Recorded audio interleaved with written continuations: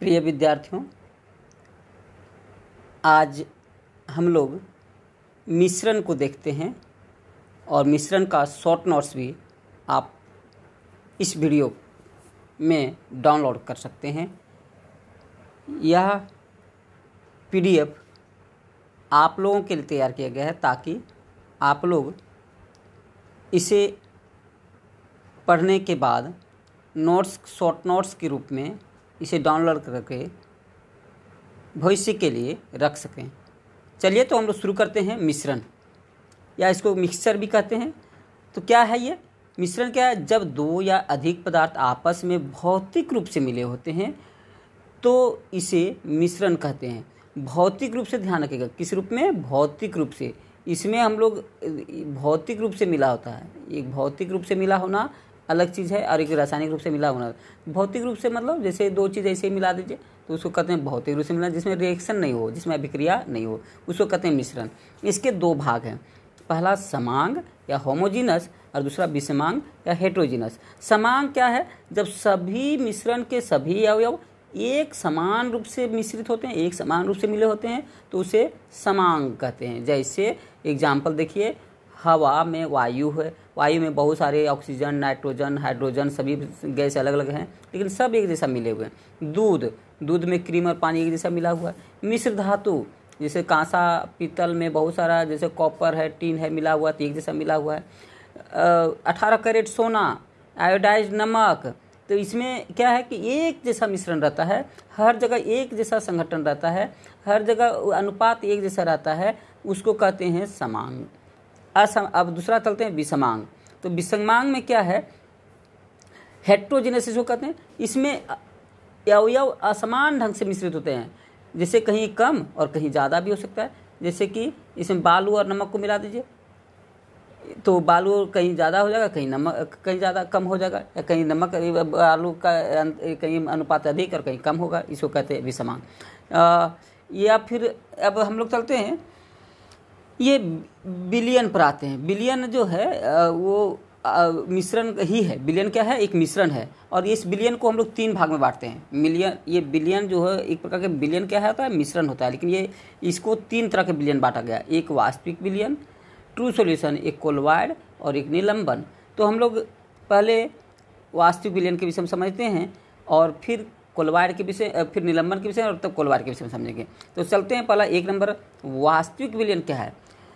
अब जितने भी विलयन हैं सब मिश्रण होंगे, लेकिन हम वास्तविक विलयन के विषय में समझते हैं। तो वास्तविक विलयन एक प्रकार का मिश्रण ही है, लेकिन कैसा मिश्रण है? तो इसको देखिए, यह एक समांग मिश्रण होता है। ध्यान रखिए, यह एक समांग मिश्रण होता है जिसमें विलायक पदार्थ में विलेय पूर्णतः घुलनशील होते हैं। यानी इसमें विलायक जो होता है उसमें विलेय घुल जाता है, विलेय उसमें घुल जाता है। जैसे पानी में नमक घुल जाता है, पूरी तरह घुल जाता है, तब हो गया वास्तविक विलयन। जब घुले तब विलयन, नहीं घुले तो फिर वो निलंबन हो जाएगा या कोलवाइड हो जाएगा। इसमें घुल जाता है, ठीक है। दूसरा चीज, विलेय पदार्थ के अणु विलायक पदार्थ के अणु के अंतराणविक भाग में घुसे रहते हैं। घुलने का मतलब क्या होता है कि ये जैसे विलायक पदार्थ हैं, तो विलायक मतलब होता है जो घोलता है, उसको कहते हैं विलायक। और विलेय पदार्थ इसके बीच बीच में छिप जाते हैं, इसके बीच बीच में घुस के छिप जाते हैं। जैसे एक यहाँ बीच में क्या है, जैसे एक कोई पदार्थ है तो उसके बीच में जो अणु जगह उसको कहते हैं अंतराणविक जगह, तो बीच में छिप जाते हैं। इसीलिए इसको कहा गया कि विलेय पदार्थ के अणु विलायक पदार्थ के अणु के अंतर आणविक भाग में घुसे रहते हैं या छिपे रहते हैं, इसमें छिप जाता है। और विलेय की मात्रा विलायक से कम होती है। हमेशा देखिएगा, विलेय की मात्रा जो है कम होती है, विलायक की मात्रा ये अधिक होती है। विलयन पारदर्शी एवं साफ होता है। विलयन पूरी तरह से आर पार होता है, साफ होता है, इसे छानकर अलग नहीं किया जाता। इतना घुला होता है कि इसको अलग अलग छानना मुश्किल होता है।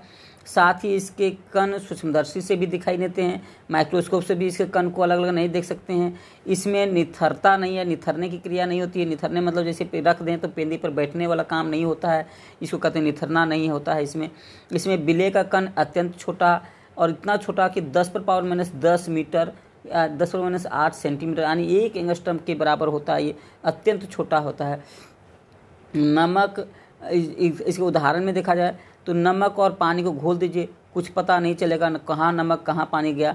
उसी तरह से चीनी और पानी को घोल दीजिए, कहाँ चीनी गया पता नहीं चलेगा। वायु में जलवाष्प, हवा में जलवाष्प है, कहीं पता नहीं चलता है कि वहाँ पानी भी है। तो इस तरह से धुआं भी कहीं होता है जो बहुत हल्का धुआं होता है जो फैला हुआ है, तो ये इस तरह से पता गायब हो जाता है, मिश्रित हो जाता है, एक समान मिश्रित हो जाता है। तो इसको कहते हैं वास्तविक विलयन। तो वास्तविक विलयन एक प्रकार का समान मिश्रण होता है जहाँ पर अनुपात एक जैसा होता है। ठीक है, अब हम लोग चलते हैं दूसरा निलंबन पर। तो निलंबन को समझते हैं। निलंबन एक बड़ा कण वाला चीज़ है। यह भी एक मिश्रण है, लेकिन कैसा मिश्रण है? असमांग मिश्रण है।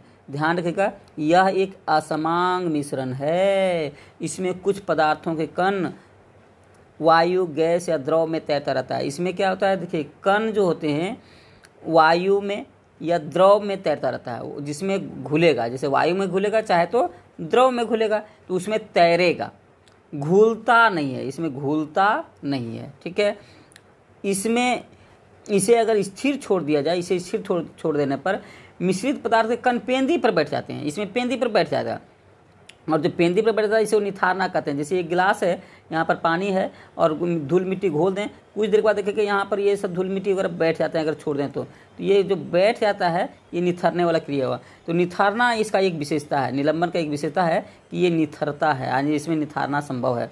और जब निथार सकते हैं तो इसका देखिए बड़ा बड़ा कण होगा, और इसका निलंबन के कण का व्यास 10⁻⁻5 सेंटीमीटर होता है। 10⁻5 सेंटीमीटर से भी बड़ा होता है, और ये इतना बड़ा होता है कि इसको नंगी आंख से देख सकते हैं तथा इसे छानकर अलग भी कर सकते हैं। इस तरह से निलंबन एक प्रकार का बहुत बड़ा कण हो गया, जिसको निलंबन को ऐसे इसके कण इतने बड़े होते हैं कि इसको हम नंगी आंख से देख भी सकते हैं। एग्जाम्पल देखा जाए, हवा में धूलकण इसका एग्जाम्पल हो गया। और हवा में धूलकण के अलावा इसका पानी तथा मिट्टी का घोल, पानी में मिट्टी का घोल, कीचड़ पानी, ये सब जो हैं इसके उदाहरण हैं। चलिए अगला हम लोग देखते हैं तीसरा नंबर। इसको देखिए, तीसरा जो है कोलॉइड विलयन हम लोग देखते हैं। तीसरा है कोलॉइड विलयन, और कोलॉइड विलयन काफ़ी इंपॉर्टेंट है, इसको हम लोग देखते हैं। कोलॉइड जो है यह वास्तविक विलयन एवं निलंबन के बीच का अवस्था वाला विलयन है। ये दोनों के बीच का होता है। एक वास्तविक विलयन जो अभी हम लोग देखे थे जिसमें पूर्णतः घुलनशील होता था, निलंबन जो पूरी बड़ी बड़ी होती थी, इसके बीच वाला अवस्था जो हुआ विलयन। तो इसका बीच का साइज भी बीच होगा। तो इसका कण का व्यास कितना होगा, देखिए कण का व्यास 10⁻5 सेंटीमीटर, जो कि किसका था, ये इसका है निलंबन का, से 10⁻7 सेंटीमीटर के बीच होता है। यानी इसका जो आकार है ये निलंबन और कोलॉइड के बीच के आकार का होगा। और शक्तिशाली इसका इतना छोटा है कि इसको शक्तिशाली सूक्ष्मदर्शी से देखना मुश्किल है, से देखा जा सकता है, जबकि विलयन का नहीं देखा सकता है सूक्ष्मदर्शी से भी, लेकिन इसको सूक्ष्मदर्शी की सहायता से देखा जा सकता है, परंतु छाना नहीं जा सकता है। जैसे विलयन को नहीं छाना जा सकता है, वैसे कोलॉइड को भी नहीं छाना जा सकता है।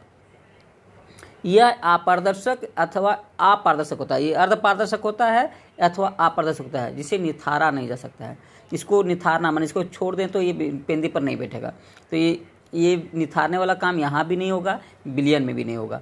यह टिंडल प्रभाव, एक विशेष गुण इसका देखिए, यह टिंडल प्रभाव, ब्राउनी गति, इलेक्ट्रोफोरेसिस का गुण रखता है। ये 3 गुण लिखा गया है, टिंडल प्रभाव, ब्राउनी गति और इलेक्ट्रोफोरेसिस। क्या है हम लोग आगे देखते हैं। ये टिंडल प्रभाव, और ये इसको समझते क्या है। टिंडल प्रभाव प्रकाश के प्रकीर्णन के कारण उत्पन्न होता है।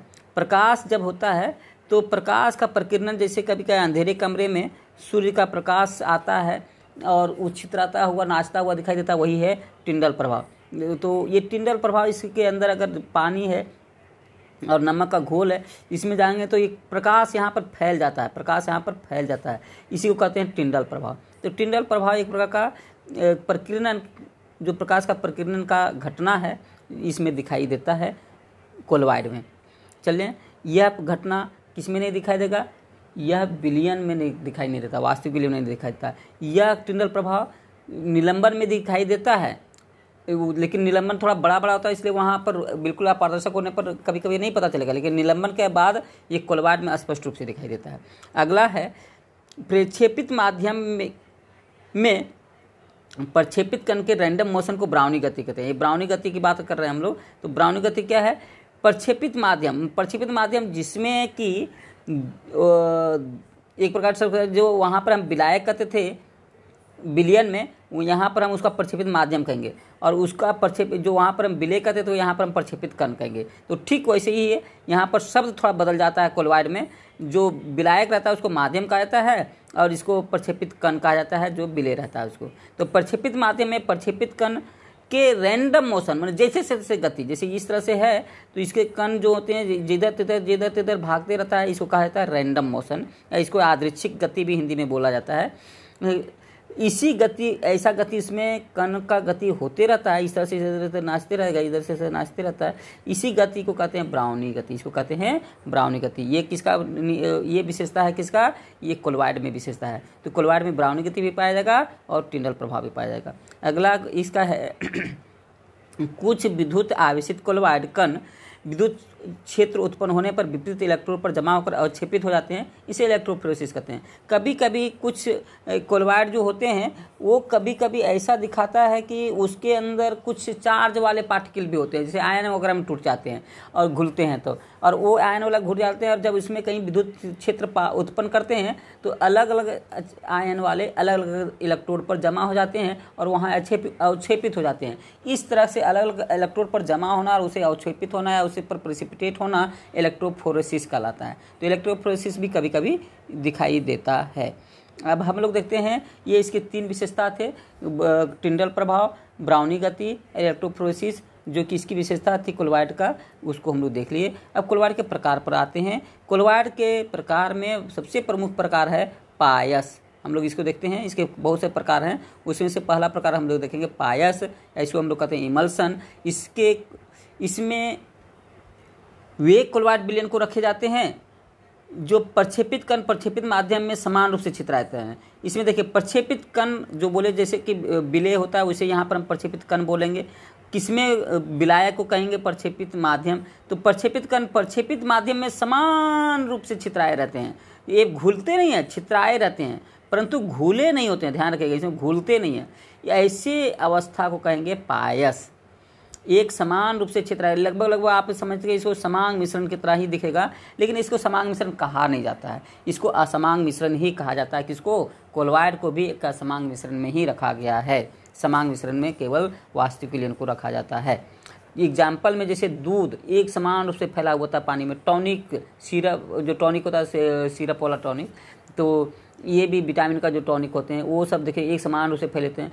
कोड लिवर आयल हो गया, वो भी एकदम समान रूप से। आंवला और सरसों तेल का आजकल बाजार में आता है, देखते हैं आंवला तथा सरसों तेल, ऐसे आप मिलाएंगे तो नहीं मिलेगा, लेकिन ये लोग कोलॉइडल रूप से मिला देते हैं फैक्ट्री में। तो ये भी एक उदाहरण है पायस का। साबुन पानी और साबुन मिला दीजिए तो घुल जाता है, और घुलता नहीं है बल्कि एक प्रकार फैल जाता है, छितरा जाता है, इसको कहते हैं पायस। डिटर्जेंट भी वैसे ही फैल जाता है, इसको कहते हैं पायस। पित्तरस जो है हमारा वसा, पित्तरस में वसा फैल जाता है, इसको भी कहते हैं पायसीकरण या पायस। तो ये सब उसके पायस का उदाहरण हो गए। पित्तरस का जो काम ही है वसा का साबुनीकरण करना या वसा का इमल्सीकरण करना, तो ये काम जो है करके हमारा वसा को पचाता है। तो ये सब उदाहरण हो गए पायस का। एक है एरोसोल। एरोसोल मतलब होता है, देखिए यहाँ नाम ही है एरोसोल, तो इसमें क्या होता है, प्रक्षेपित माध्यम एयर रहना चाहिए और प्रक्षेपित कण सोल होना चाहिए, इसलिए नाम है एयर और सोल बराबर एरोसोल। गैस में प्रक्षेपित माध्यम में द्रव, गैस प्रक्षेपित माध्यम में, गैस प्रक्षेपित माध्यम, देखिए होना क्या चाहिए, प्रक्षेपित माध्यम क्या होना चाहिए, गैस। प्रक्षेपित माध्यम गैस है, में द्रव या ठोस, दो में से कोई एक मिल सकता है, पर लेकिन एक माध्यम क्या रहेगा, एयर। एयर है इसलिए नाम रखा एरो। एरो मतलब गैस। गैस एक माध्यम हो गया, उसमें चाहे तो द्रव फैला रहे या फिर ठोस फैला रहे। इस तरह से गैस में द्रव का फैलना या ठोस का फैलना एरोसोल कहलाता है। इसका इस तरह से छितराना एरोसोल कहलाता है। इसका उदाहरण में जैसे गैस प्लस ठोस, तो गैस प्लस ठोस में आता है धुआं, गैस प्लस ठोस में आता है धुआं, और गैस प्लस द्रव इसमें आता है कोहरा। पानी है फैल गया गैस में तो कोहरा बन गया। धुआं एक कार्बन का कण है गैस में फैल गया तो धुआं जो है ये गैस प्लस ठोस का एरोसोल बना दिया। तो इस तरह से ये उसका एरोसोल के उदाहरण होते हैं।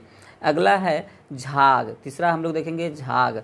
तो ये झाग जो होता है ये भी एक हमारा कोलवाइड का प्रकार है, उसको फॉर्म्स कहते हैं। अब इसका सिस्टम देखिए, इसमें फॉर्म्स में द्रव जरूर रहना चाहिए, और द्रव में क्या रहना चाहिए? हवा, वायु रहना चाहिए, तभी तो झाग बनेगा। तो द्रव में गैस, द्रव में गैस, गौर कीजिएगा, द्रव में गैस, द्रव में गैस का प्रक्षेपण क्या कहलाता है? झाग कहलाता है। द्रव में गैस का प्रक्षेपण झाग कहलाता है। एग्जाम्पल, सोडा पानी देखेंगे, सोडा वाटर जो कि कोल्ड ड्रिंक्स वगैरह में रहता है। झाग, जैसे आप साबुन का ही झाग देखिए, तो उसमें द्रव रहता है, उसके अंदर हवा का बुलबुला रहते हैं, इसको झाग कहते हैं। तो पहले क्या होना चाहिए? द्रव रहना चाहिए, और द्रव में फिर क्या रहना चाहिए? चाहे तो द्रव में, द्रव के अंदर वायु का मात्रा रहना चाहिए, वायु का मात्रा, वायु फंसा हुआ होना चाहिए। तो द्रव ज़्यादा रहेगा, गैस कम रहेगा, इसको कहते हैं झाग। ओके, अगला है जेल। अगला पॉइंट है जेल। अब इसका प्रकार एक है जेल। अब इसको देखिए, जेल जो होता है GEL, जेल, वहाँ यहाँ पर जेल जो होता है, इसमें समझिएगा, इसमें ठोस में द्रव का परिक्षेपण होता है, ठोस में द्रव का। अब देखिए, जेल में पहले क्या, ठोस पहला चीज़ है, और द्रव कम रहेगा, ठोस ज़्यादा रहेगा। तो ऐसा में वो पदार्थ देखने में ठोस जैसा ही लगेगा, जो बनेगा विलयन, जो बनेगा आपका विलयन, वो कैसा लगेगा? ठोस जैसा लगेगा। इसलिए इसमें प्रवाह नहीं रहता है, इसके कारण इसमें क्या होता है? ये बहेगा नहीं। तो ठोस और द्रव का प्रक्षेपण है, जिसके कारण इसमें प्रवाह नहीं होता है, ये बहेगा नहीं, इधर उधर बहे नहीं बहेगा। एग्जाम्पल, जेली है, जेलिटिन है, टूथपेस्ट है, क्रीम है। अब देखिए, ये सब टूथपेस्ट वगैरह में तो देखिए सॉलिड की मात्रा ज़्यादा है और जल की मात्रा कम है, इसको हम लोग कहते हैं जेल। यानी जेल मतलब यहाँ पर ठोस ज़्यादा और द्रव कम, इसको कहते हैं। अब अगला है, हम लोग एक सोल देखते हैं, एक है लास्ट सोल। तो सोल में क्या होता है? इसमें द्रव में ठोस कण का प्रक्षेपण होता है। देखिए, यहाँ पर द्रव ज़्यादा मात्रा में रहेगा, द्रव में ठोस कण, द्रव में क्या रहेगा? ठोस कण का प्रक्षेपण होता है, जिसमें प्रवाह भी होता है। मतलब द्रव ज़्यादा है और इसके अंदर ठोस कण रहेंगे, इसके अंदर ठोस कण रहेंगे। तो इस तरह से जब विलयन बनेगा, कोलॉइडल विलयन, तो इसको कहते हैं सोल। एग्जाम्पल, जैसे आप प्लाज्मा में हमारा RBC छितराए रहते हैं, प्लाज्मा के अंदर RBC छितराए रहते हैं, घुलते नहीं है, छितराए रहते हैं, तो ये क्या हो गया? सोल। इसी तरह से पेंट जो है एक विशेष तरल पदार्थ में फैला रहता है, तो ये क्या हो गया?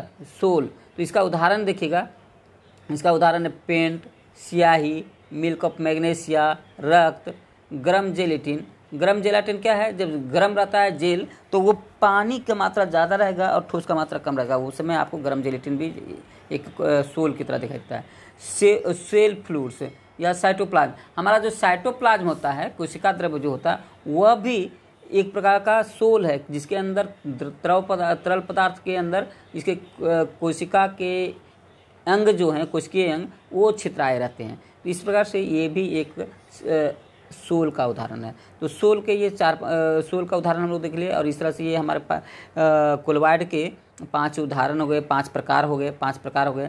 अब हम लोग कभी कभी ये ऐसा भी क्वेश्चन आता है इससे कुछ बनाने के लिए, ये तो इसको ज़रा विलयन की शक्ति वगैरह निकालने के लिए जाना है। विलयन की शक्ति क्या होता है? तो मैंने कितना शक्ति है, कितना, तो जितना चीज़ उसका विलय रहेगा उसमें घुला हुआ, उतना उसकी शक्ति होगी। तो उस विलयन में विलय कितना है, उस विलयन में विलय कितना है, इसी को कहा जाता है विलयन की शक्ति। यह विलयन की इसको देखिएगा, यह विलयन की इकाई मात्रा में घुले हुए विलय की मात्रा होती है। मैंने विलयन के अंदर कितना विलय घुला है, विलयन के अंदर, विलयन में कितना विलय घुला है, बस इसको किस में व्यक्त करते हैं? प्रतिशत में। एग्जाम्पल में हम दिखा रहे हैं, इसको शक्ति भी कहते हैं, इसको सांद्रता भी कहते हैं। तो शक्ति बराबर होगा फॉर्मूला विलय का द्रव्यमान बटा विलयन का द्रव्यमान। देखिएगा, विलयन का, विलायक का नहीं लिख रहे हैं, विलय बटा विलयन, विलायक लिख देंगे तो एक अलग चीज़ होगा, विलयन लिख देंगे तो अलग चीज़ होगा, गुने 100, प्रतिशत में बताना 100। इसे शक्ति एक का दूसरा रूप हो सकता है। यहाँ पर हम द्रव्यमान के कह सकते हैं, तो आयतन भी कह सकते हैं, जैसे विलय का आयतन बटा विलयन का आयतन गुने 100। तो बस इस तरह से हम निकाल सकते हैं किसका? शक्ति। अब इसको एक एग्जाम्पल से हम बताने की कोशिश कर रहे हैं। जैसे देखिए, एग्जाम्पल है 50 ग्राम यूरिया 200 ग्राम पानी में घुला है, तो विलयन की सांद्रता क्या है? अब देखिए, पानी है तो क्या हो गया? विलायक है, पानी क्या हो गया? विलायक है, और ये 50 ग्राम क्या हो गया? यूरिया, ये विलय हो गया। तो हमको विलयन कितना हो जाएगा? 200 जोड़ 50 बराबर 250 विलयन हमको करना है। तो हम यहाँ पर करेंगे विलय का द्रव्यमान 50 और विलयन का द्रव्यमान 50 जोड़ 200 गुने 100, तो ये बिलियन हो गया मेरा 250 और बिले हो गया 50, 50 बटा 250 गुने 50 कितना आ गया। तो आप सुनिए, देखिए आज के आप हो गया 50, 25, 5 और 5 विशेष 20%, आंसर हो गया 20%। ओके, तो आप यहाँ पर देखिए आप बना हुआ है, यानी आपका 50 ग्राम और 200 ग्राम मिला करके बिलियन निकालेंगे। बिलियन में कभी कभी ऐसा लोग गलती करते हैं कि 50 बटा 200 करते हैं, तो गलत हो जाएगा आंसर, 50 बटा 250 होगा। ओके, अब हम लोग अगला क्वेश्चन समझते हैं कि यदि 50 ग्राम पानी में 200 ml अल्कोहल मिला जाए। अब यहाँ पर देखिए ग्राम दिया, 1 ग्राम दिया और एक का वॉल्यूम दिया है, इसका वॉल्यूम दिया ml में दिया, 1 ग्राम में दिया है, तो ग्राम वाले को भी ml में बदलना पड़ेगा। ठीक है, कैसे? डेंसिटी के माध्यम से। इसको हम लोग देख समझते हैं जैसे, तो सांद्रता। अब यहाँ पर जल का आयतन दिया है, जल का आयतन निकालना पड़ेगा, ग्राम में दिया है, तो आयतन बराबर होता है द्रव्यमान बटा घनत्व, मास बटा डेंसिटी।